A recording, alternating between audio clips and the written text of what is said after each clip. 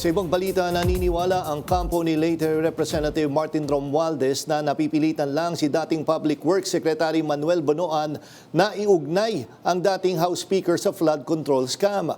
Ayon kay Attorney Ade Fajardo, tagapagsalita ni Congressman Romualdez, wala namang ibinibigay na anumang ebidensya o pahayag si Bonoan laban sa dating leader ng Kamara.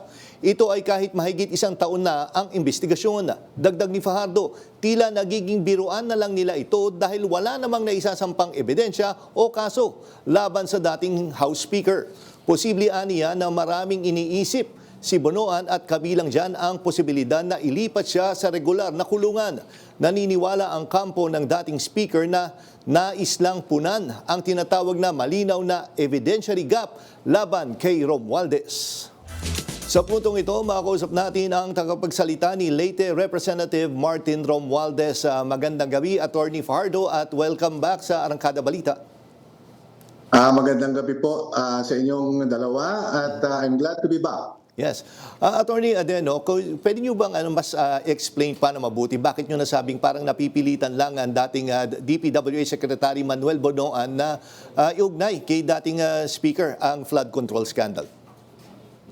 Nasasabi po natin yan kasi kung talagang may alam o talagang may partisipasyon si dating Speaker Martin Romualdez po, ay dapat noon pa or dapat ay sa unang pagkakataon na pwedeng sabihin ni dating Secretary Bonoan na may partisipasyon si dating Speaker, ay dapat sinabi niya na noon pa. Pero sa pagkatagal-tagal nga po ng panahon, isang taon na mula nung nagdaang SONA kung kailan isiniwalat yung flood control anomalies ay ngayon lang may pasabi na hindi naman galing sa kanya kundi sa ibang kampo na meron nga daw kung ganong binubuong testimonya mula kay Secretary Bonoan. Oo, so nakakagulat po, kumbaga sa camp nyo na never naman nabanggit noon pero ngayon biglang kinuha daw siya para mag-witness laban kay dating Speaker. Tama po?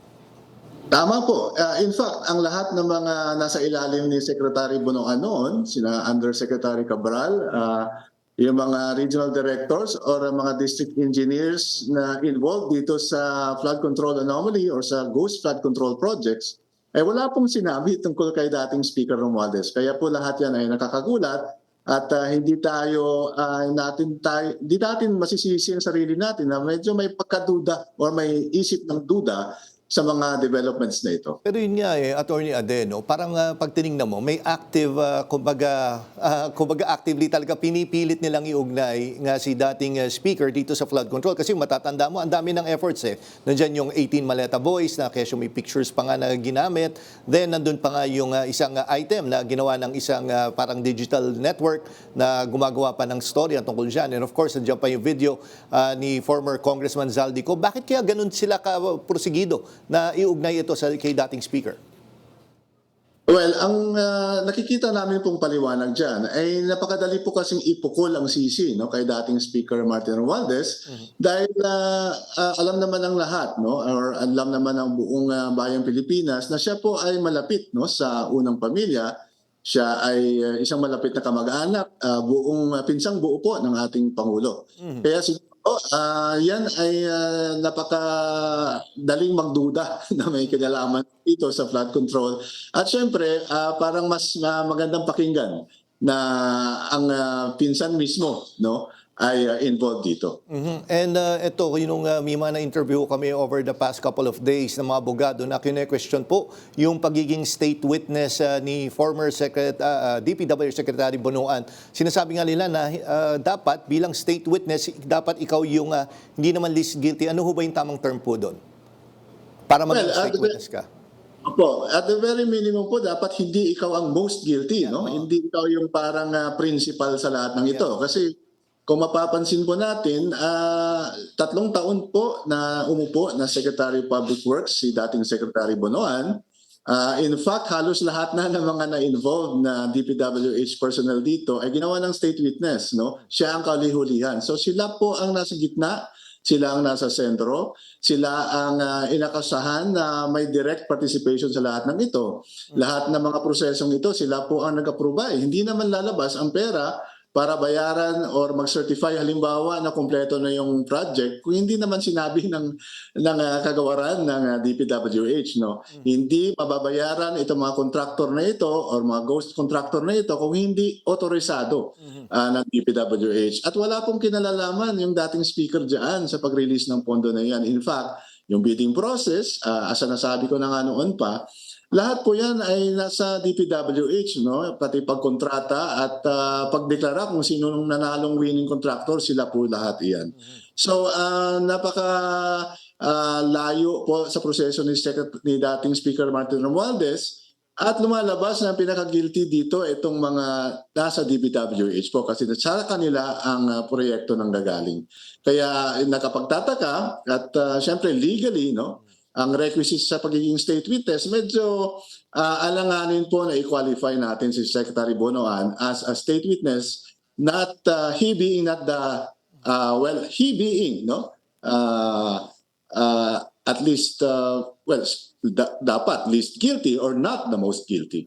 And siguro, huling tanong lang po, Attorney Ade, ito nga gagamitin nga yung 18 Maleta Boys diyan sa magiging case po ng Ombudsman laban kay dating Speaker. Pero hindi ba makakasira ito doon sa case? Kasi pabago-bago ng statement itong mga Maleta Boys na ito. Kumbaga, may question na sa kanilang credibility.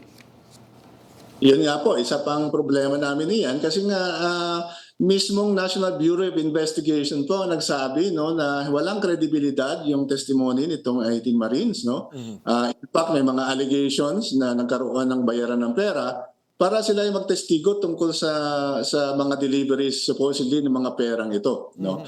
In fact, marami nang pasinungaling dito. Kahapon lamang yata may nag-file na naman ng isang senador, no? I think si Senator Tulfo ng libel complaint because of these allegations kasi nga pabago-bago, minsan binadagdag, minsan may binabawas. Kaya kami po ay nagtataka, parang tila bagay ombudsman na lang ang naniniwalang may some credit, no, or may some merit to the allegations of the 18 Marines. Curious lang ako, Attorney Fajardo, kung marami nga mga congressman, mga mambabatas na nagsampa laban dito sa 18 Maleta Boys, si former Speaker ho ba or yung camp nyo po ba ay nagsampa din ng reklamo or plano nyo po ba magsampa ng reklamo?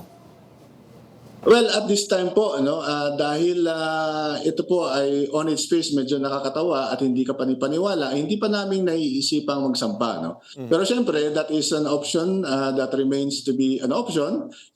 Eventually, kung tingnan natin kung paano, how it will unfold. But siyempre, ang aming paninindigan ay ito po lahat ay kasinungalingan at wala pong involvement sa kahit anumang anomalous project sa flood control ang dating Speaker Romualdez. Okay, nako, maraming salamat po, Attorney Ade Fajardo, sa oras na binigay mo dito sa Arangkada Balita. Magandang gabi, sir, at mabuhay po kayo. Magandang gabi po at maraming salamat ulit sa pagkakataon.